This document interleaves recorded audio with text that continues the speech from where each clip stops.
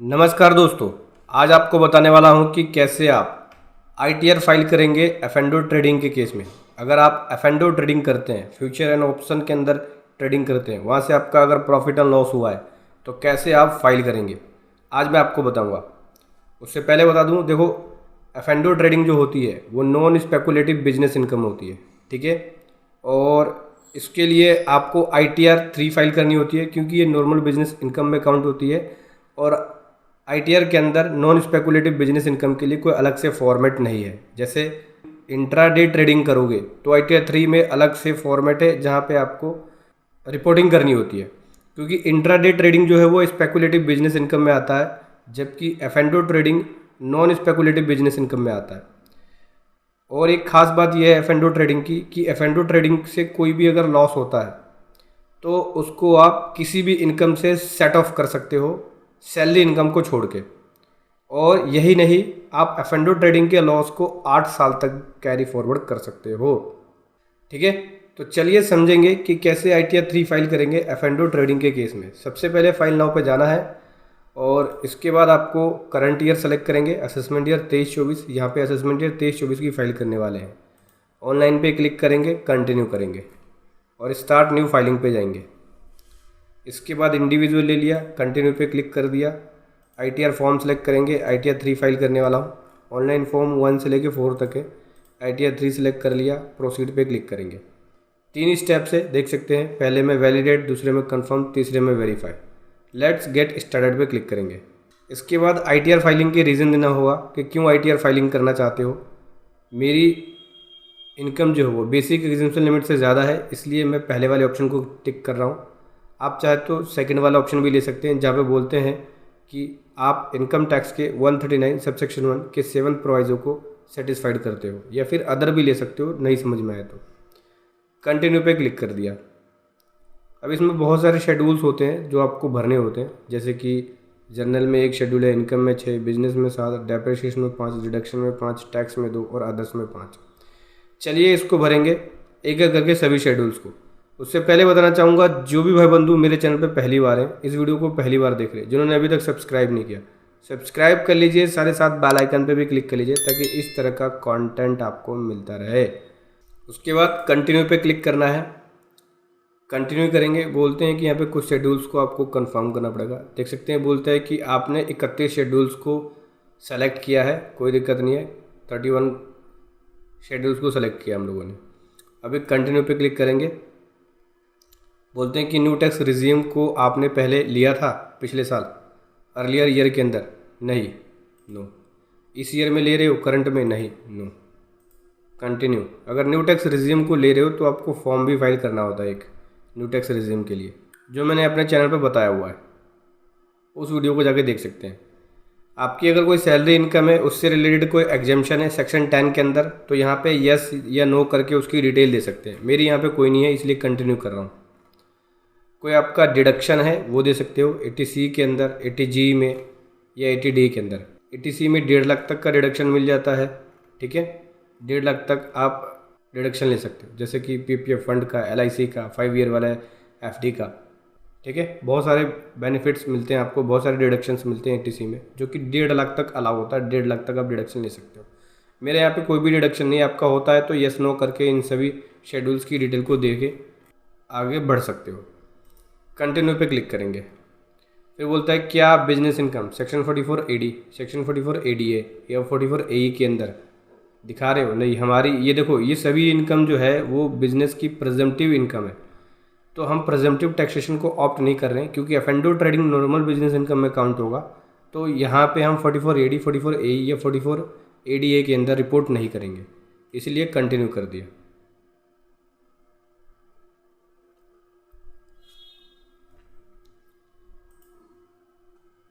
अब आगे देखो, बहुत सारे शेड्यूल्स है जो भरना होगा हमें एक एक करके। चलिए भरते हैं एक एक करके। सबसे पहले तो आता है जर्नल। इसमें बेसिक इन्फॉर्मेशन होती है, इसलिए मैं आपको पूरा कंप्लीट दिखाऊंगा नहीं इसको। तो इसके नीचे ही जनरल शेड्यूल में फाइलिंग सेक्शन का ऑप्शन होता है। ITR कौन से सेक्शन में फाइल कर रहे हो, ड्यू डेट से पहले है तो ये सिलेक्ट होगा, ड्यू डेट के बाद है तो ये, रिवाइज रिटर्न है तो ये, ठीक है। कई केसेस में ऑटोमेटिक हो जाता है, आपके केस में नहीं हो तो अपने अकॉर्डिंग सेलेक्ट कर सकते हैं। इसके अलावा यहाँ पे रेजिडेंशियल स्टेटस पूछता है, तो रेजिडेंशियल स्टेटस में रेजिडेंशियल स्टेटस के पहले कंडीशन को सेटिस्फाइड कर रहे हैं, जैसे इंडिया में 182 दिन या उससे ज़्यादा रहे हैं, ठीक है, तो पहला कंडीशन ले लिया। इसके अलावा बोलता है कि वेदर UNN FII या FPI, नहीं, नो पे क्लिक कर दिया। किसी कंपनी में डायरेक्टरशिप है, नहीं, नो। किसी पार्टनरशिप फॉर्म के अंदर पार्टनर हो, नहीं, नो। अनलिस्टेड इक्विटी शेयर को हेल्ड किया हुआ है, नहीं, नो। सेव कर दिया। देखो, एफ&ओ ट्रेडिंग में अगर टर्नओवर एक्सीड हो जाती है तो उस केस में टैक्स ऑडिट भी कराना होता है। एफ&ओ ट्रेडिंग के अंदर टर्नओवर की कैलकुलेशन अलग तरीके से होती है। फ्यूचर के केस में प्रॉफिट और लॉस को टर्नओवर कंसीडर किया जाता है।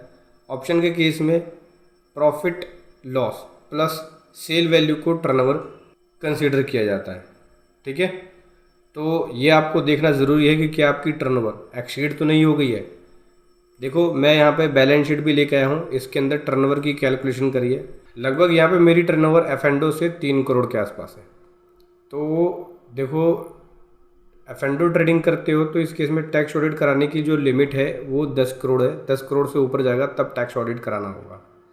यहाँ पे आपको टर्नओवर कैलकुलेट करना होगा। टर्नओवर कैलकुलेट करने के लिए मैंने आपको बताया टर्नओवर निकाला जाएगा, तो उसके अकॉर्डिंग यहाँ पे मैंने टर्नओवर निकाला हुआ है जो कि 3 करोड़ की है।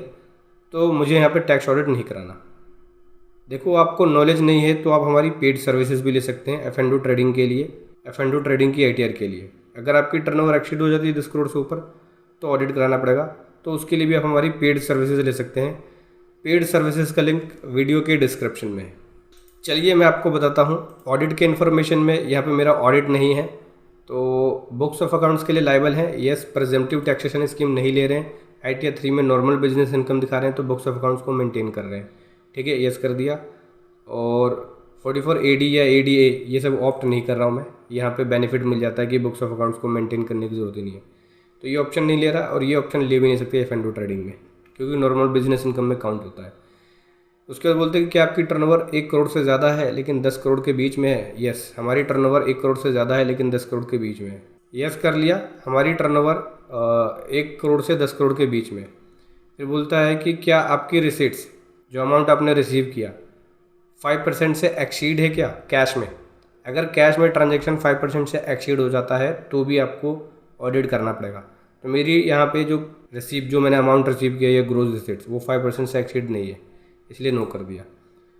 इसी प्रकार से पेमेंट बोलते हैं कि क्या पेमेंट आपकी एक्सीड है 5% से, नहीं, नो।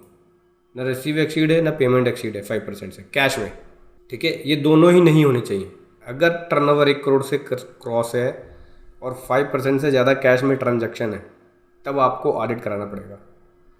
ऑडिट के लिए लायबल है, नहीं, ऑडिट के लिए लायबल नहीं है, नो कर दिया।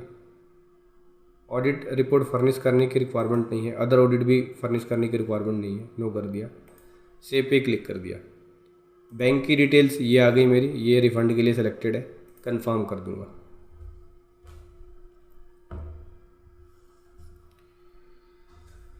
तो दोस्तों, ये जनरल इन्फॉर्मेशन मेरी ओके हो गई। अभी नेचर ऑफ बिजनेस की बात कर रहा है, तो नेचर ऑफ बिजनेस में आ जाते हैं। चूँकि हमारी टर्नओवर ट्रेडिंग की वजह से ट्रेड किया हमने फ्यूचर एंड ऑप्शन में, तो ट्रेडिंग वाला बिजनेस आप यहाँ पे सेलेक्ट कर सकते हो। ट्रेडिंग लिखना पड़ेगा, और ट्रेडिंग आपकी ऐसी है कि आपने सिक्योरिटीज़ के अंदर फिर यहाँ पे retail sales of other product ले लेते हैं, ठीक है। आप चाहो तो trade name of proprietorship, trade name लिख सकते हो प्रोप्राइटरशिप का। तो ट्रेड नेम में तो नेम सेम ही आएगा, ये लिख दिया भाई, अपने प्रोप्राइटर का नाम ही लिख सकते हो। और यहाँ लिख सकते हो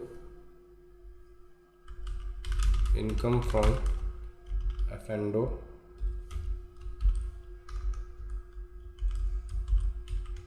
ट्रेडिंग। इस प्रकार से डिटेल भर के ऐड पे क्लिक कर दोगे, ठीक है, कंफर्म कर दोगे। जनरल इन्फॉर्मेशन दे दिया, नेचर ऑफ बिजनेस दे दिया। अभी बैलेंस शीट की इन्फॉर्मेशन पूछेगा। चलिए बैलेंस शीट की इन्फॉर्मेशन पे आते हैं। तो दोस्तों, ये मैंने प्रॉफिट एंड लॉस अकाउंट और बैलेंस शीट बनाया हुआ है। चाहे तो आप इस फॉर्मेट को डाउनलोड कर सकते हैं, डिस्क्रिप्शन में इसका लिंक मिल जाएगा। ये profit and loss account non speculative activities है, मतलब कि एफ&ओ ट्रेडिंग से है, और ये बैलेंस शीट देख सकते हैं। तो हमें बैलेंस शीट की इन्फॉर्मेशन भरनी पड़ेगी। तो तो सबसे पहले सोर्स ऑफ फंड की बात करें तो सोर्स ऑफ फंड में कैपिटल अकाउंट होता है जहाँ पे डिटेल देनी होती है। प्रोप्राइटर कैपिटल अकाउंट ये है 167004, 167004 ये दे दिया। उसके बाद डेफर्ड टैक्स कोई एडवांस ये सब चीज़ें तो नहीं है। अदर करंट लाइबिलिटी है, चलिए इसको अदर प्रोविजंस में भरेंगे आगे। ये हो गया। एप्लीकेशन ऑफ फंड की बात करें, ऐड डिटेल्स पे आ जाते हैं। फिक्स एसेट्स पूछ रहा है, फिक्स एसेट्स कुछ नहीं है। इन्वेस्टमेंट्स के बारे में पूछ रहा है, long term investment, short term investment, equity share including share applicable money, preference shares, debentures, ये सब नहीं है। करंट एसेट्स की बात करें तो करंट एसेट्स में लॉस है, ये अदर करंट एसेट्स में जाएगा। अदर करंट एसेट्स यहाँ पे लिख लेते हैं 3/12/996, 3/12/996, ठीक है। देखो बैलेंस शीट को समझना ज़रूरी है भरने से पहले। सेल्स फ्यूचर्स की ये हुई, फ्यूचर एंड ऑप्शन की परचेज ये हुई, ये लॉस आया। लॉस आने के बाद ये एक्सपेंसेस है, नेट लॉस ये आ गया। ये मेरी एसेट्स बन गई, देख सकते हैं। उतना जितना लॉस आया उतना ही लाइबिलिटी साइड से कैपिटल से लेस हो गया, तो ये बन गई मेरी नेट कैपिटल। उसके बाद ये अदर लाइबिलिटीज़ है, ठीक है। अभी अदर एसेट्स में मैंने लिख दिया यहाँ पे 3/12/996। इसके अलावा करंट लाइबिलिटीज, सन्डी डेटर, ये provision, other provision. Other provision में आप करंट लाइबिलिटी को लिख सकते हो 145,992, 145,992 ये दे दिया। और नेट करंट एसेट्स ये हो गया। टोटल एप्लीकेशन ऑफ फंड ये हो गया। ऐड पे क्लिक कर दिया तो देख सकते हैं सोर्स ऑफ फंड 167,004 और एप्लीकेशन ऑफ फंड 167,004, ये दोनों इक्वल होने चाहिए, ठीक है। सोर्स ऑफ फंड और एप्लीकेशन ऑफ फंड। कंफर्म पे क्लिक कर दिया, ओके हो गया।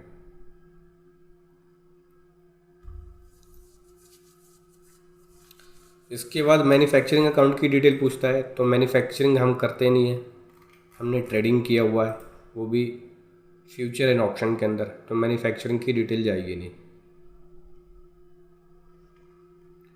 ट्रेडिंग अकाउंट के बारे में पूछेगा, यहाँ पे इंफॉर्मेशन जाएगी। तो सबसे पहले पूछा है revenue from operation, add details पे क्लिक करेंगे। सेल ऑफ गुड्स नहीं है, सेल ऑफ सर्विस नहीं है, अदर ऑपरेटिंग रेवेन्यू अदर वाली है। एडिट डिटेल्स पे जाएंगे, बैलेंस शीट में आके यहाँ से प्रॉफिट और लॉस अकाउंट में आ जाओ। ये ऊपर ट्रेडिंग अकाउंट है, नीचे P&L है। तो अदर में नेचर ऑफ रेवेन्यू पूछ रहा है, तो बाई सेल ऑफ F&O ये लिखेंगे,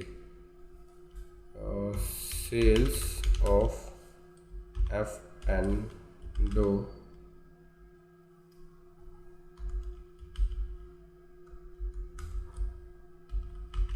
ट्रेडिंग। आप चाहे तो इसको लिख सकते हो grows receipts, grows receipts of F&O, ठीक है, ऐसे भी लिख सकते हो। तो ये आएगा 34,92,31,80, 34,92,31,80, ठीक है। इसको कर देंगे सेव।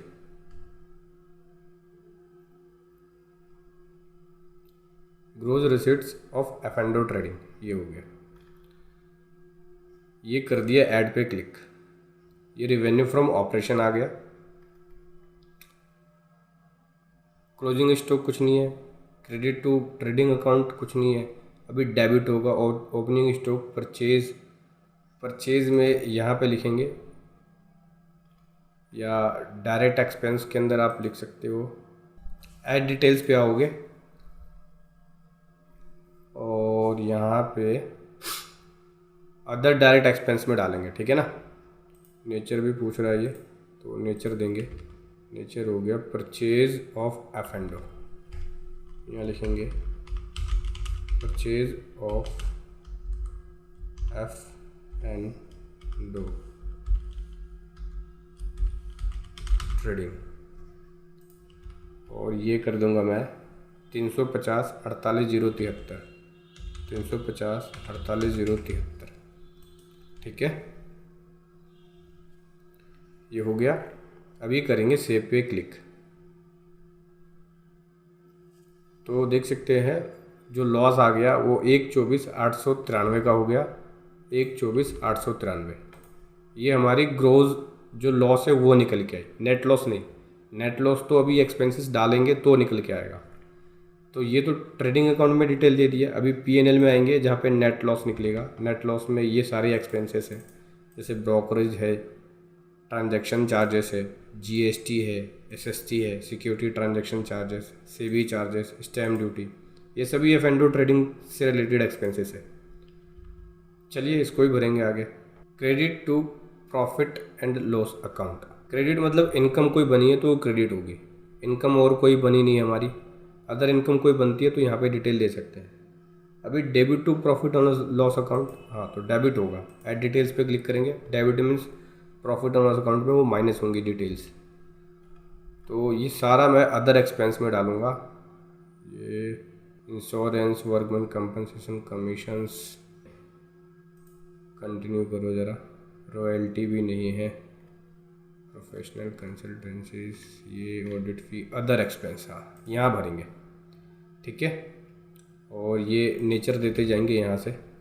जैसे पहला है ब्रोकरेज, तो टू ब्रोकरेज कॉपी कर लिया, यहाँ से हटा देंगे। ब्रोकरेज का अमाउंट हो गया 33,020। अगला आएगा हमारा ट्रांजैक्शन चार्जेस, ये लिख लिया, ये हो गया 88,700। अगला आएगा हमारा जीएसटी। जीएसटी को आप लिख सकते हो यहाँ पे duty and taxes, duty and taxes लिख लो आप।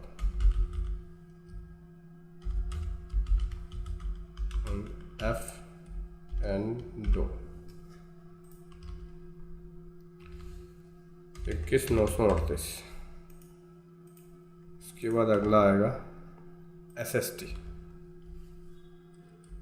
एसएसटी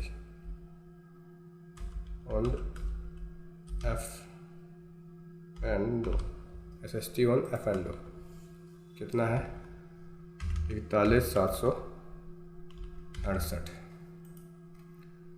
फिर ऐड डिटेल पे क्लिक करेंगे। सीबी चार्जेस ये लिख दिया, 167 का सीबी चार्जेस है। ऐड डिटेल्स पे क्लिक करेंगे। फिर स्टैम्प ड्यूटी, और ये हो गया 2510।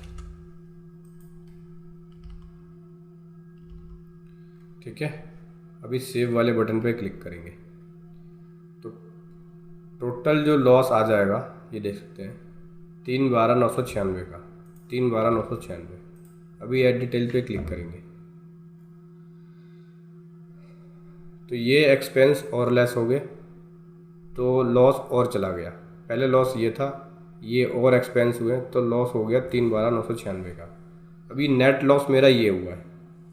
ठीक है, और ये हमारा बैलेंस शीट के अंदर लेस होके जा रहा है, माइनस होके जा रहा है। ठीक है, दिखा रहा है carry forward to balance sheet in proprietor account. तो हमने बैलेंस शीट में यहाँ पे ये देखो, ये पहले ही लेस कर दिया था। ओपनिंग कैपिटल में से ये लेस होके ये निकल के आया था बैलेंस। कंफर्म पे क्लिक कर दिया। अभी बैलेंस शीट में एक साइड लायबिलिटी साइड में जाएगा, एक साइड एसेट साइड में जाएगा, क्योंकि डबल इफेक्ट होता है बैलेंस शीट के अंदर। लायबिलिटी में भी इफेक्ट जाएगा और एसेट में भी। अभी अदर इन्फॉर्मेशन पूछ रहा है, अदर इन्फॉर्मेशन में आ जाते हैं। अदर अकाउंटिंग टाइप में इसने पूछा, मेथड ऑफ अकाउंटिंग मर्चेंटाइल है। ठीक है, कोई चेंज हुआ है नहीं, नो। ये तो सारी डिटेल ओके कर दो, सेम सी है। ठीक है, इसमें आपको कोई चेंज करने की रिक्वायरमेंट नहीं है। शेड्यूल ऑफ सैलरी, अगर सैलरी इनकम है तो आप इसको भर सकते हो। मेरे केस में तो एप्लीकेबल नहीं है क्योंकि मेरी सैलरी इनकम नहीं है। अगर होती है तो आप भर सकते हो, कंफर्म कर लो।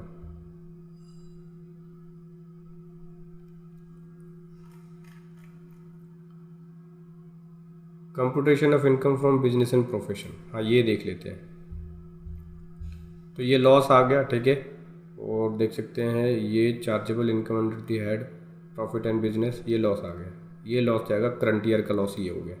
ये लॉस हमारा कैरी फॉरवर्ड होगा, ठीक है ना। एफएनडो में कितने दिन तक लॉस को कैरी फॉरवर्ड कर सकते हैं? 8 ईयर तक। डिटेल ऑफ डेप्रिसिएशंस, तो ये हमारे ऊपर एप्लीकेबल नहीं है, इसको कंफर्म कर देंगे केवल।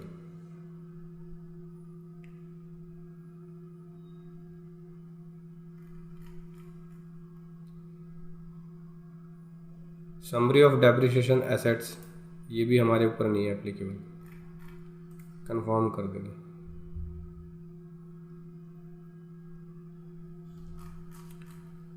उसके बाद है deemed capital gain on sale of depreciable assets, ये भी नहीं है हमारे ऊपर एप्लीकेबल।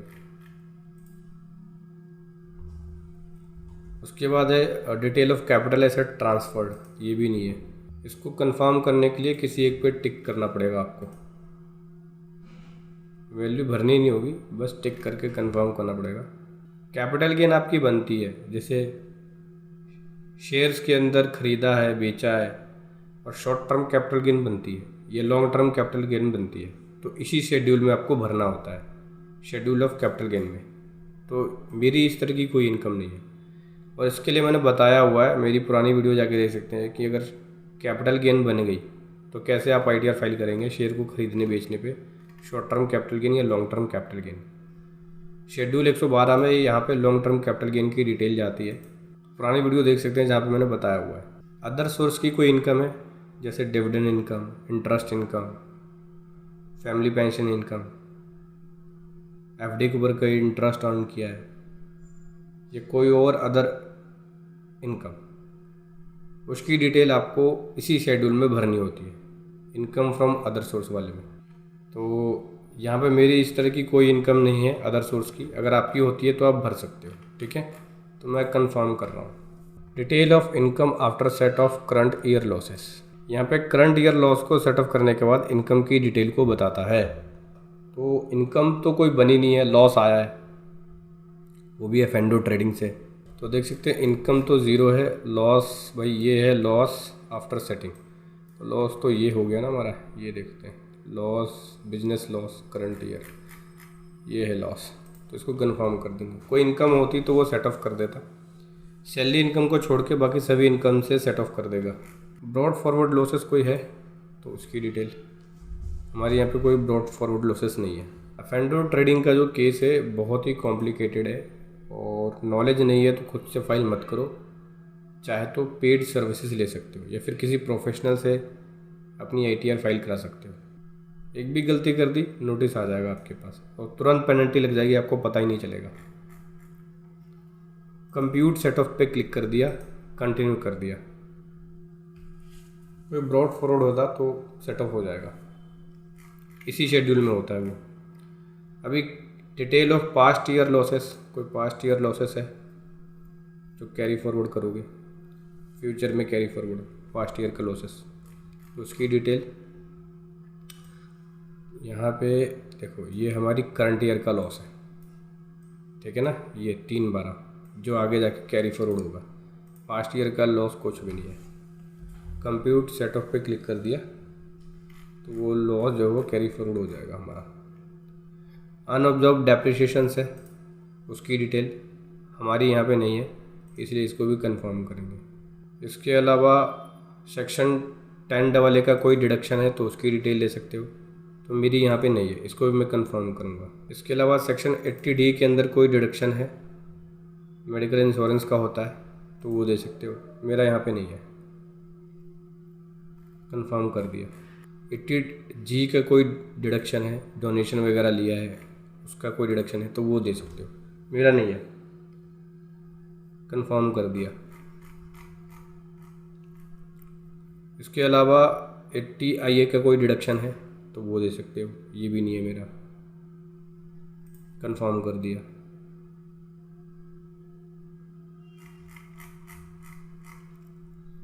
इसके अलावा 80IB का कोई डिडक्शन है तो वो दे सकते हो, ये भी नहीं है मेरा, कंफर्म कर दिया।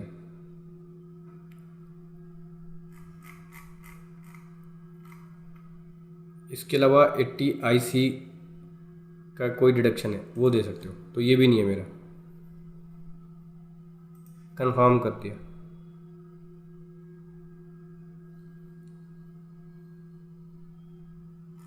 इसके अलावा बात करें आगे तो कोई और अदर डिडक्शन है, जैसे ATC के अंदर कोई डिडक्शन है वो दे सकते हो। 1.5 लाख तक का इसमें डिडक्शन मिल जाता है, जैसे LIC का, PPF फंड का, म्यूचुअल फंड का, 5 ईयर वाले FD का।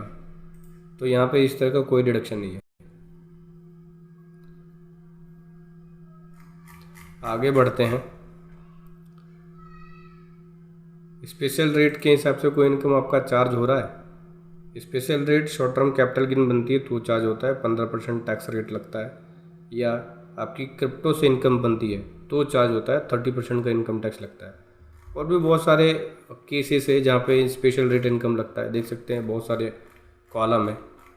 लगभग लिस्ट की बात करूँ तो 64 इनकम ऐसे हैं जिस पे स्पेशल रेट इनकम लगता है। तो मेरी यहाँ पे कोई स्पेशल रेट इनकम है ही नहीं। आगे बात करते हैं। कोई अल्टरनेट मिनिमम टैक्स है तो उसकी डिटेल जाएगी, मेरी यहाँ पे नहीं है, कंफर्म करेंगे। आगे बढ़ते हैं। Computation of tax credit under section 115 JD, ये भी नहीं है, कंफर्म करेंगे। आगे बढ़ेंगे। फिर बोलता है कंप्यूटेशन ऑफ टोटल इनकम। अब यहाँ पे आपको बताएगा कि आपकी टोटल इनकम क्या बनी है, ठीक है। अगर आपकी कोई और अदर इनकम जैसे सैलरी इनकम, अदर इनकम, वो सभी यहीं पे दिखाएगा। सैलरी इनकम से बनती तो यहाँ पे आ जाता, सैलरी इनकम कुछ नहीं है। हाउस पर इनकम होती यहाँ आ जाता। बिजनेस एंड प्रोफेशन से कोई इनकम बनती यहाँ आता। तो बिजनेस एंड प्रोफेशन वाले शेड्यूल में हम लोगों ने भरा है, लेकिन हमारा लॉस निकल के आया, तो यहाँ पे कोई इनकम तो बनी है ही नहीं, तो ज़ीरो आ गया। कैपिटल गेन यहाँ आता, अदर सोर्स यहाँ आता, ये सब डिटेल्स है। ये देखो हमारा ये लॉस है जो कैरी फॉरवर्ड होके जाएगा। इनकम तो कोई बनी नहीं है, लॉस है, तो ये आगे जाएगा कैरी फॉरवर्ड होके नेक्स्ट ईयर में, ठीक है। 3/12/996 का। कोई और अदर इनकम होती तो उसका बेनिफिट मिल जाता। अभी नेक्स्ट ईयर में इसका बेनिफिट मिलेगा अगर मेरी कोई और अदर इनकम बनेगी, जैसे salary income, capital gain income, house property income, तो उसका बेनिफिट मिल जाएगा मुझे। अभी computation of tax on total income की बात करें तो ये देख लेते हैं। तो भाई इनकम ही ज़ीरो है तो टैक्स तो बनेगा ही नहीं, सिंपल सी बात है। अभी प्रीव्यू रिटर्न पे जाएंगे और यहाँ पे सेलेक्ट करेंगे ऑथराइज पर्सन को और प्रोसीड टू प्रीव्यू पे जाएंगे।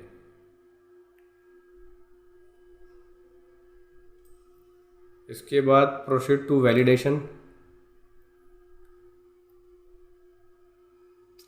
देख सकते हैं सक्सेसफुली वैलिडेट हो चुकी है हमारी ITR 3।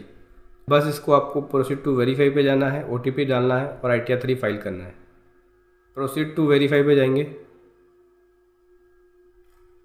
वेरिफिकेशन पे क्लिक करेंगे, E-वेरीफाई नाउ, कंटिन्यू कर देंगे और यहाँ से आधार OTP को सेलेक्ट करेंगे, कंटिन्यू करेंगे। इस पर क्लिक करके जनरेट आधार OTP पे क्लिक करके OTP डालेंगे, देन रिटर्न को सबमिट कर देंगे। तो समझ गए दोस्तों, ऐसे आपको F&O ट्रेडिंग के अंदर ITR फाइल करनी है। वीडियो कैसी लगी ज़रूर बताएं। Thank you so much. जय हिंद, वंदे मातरम।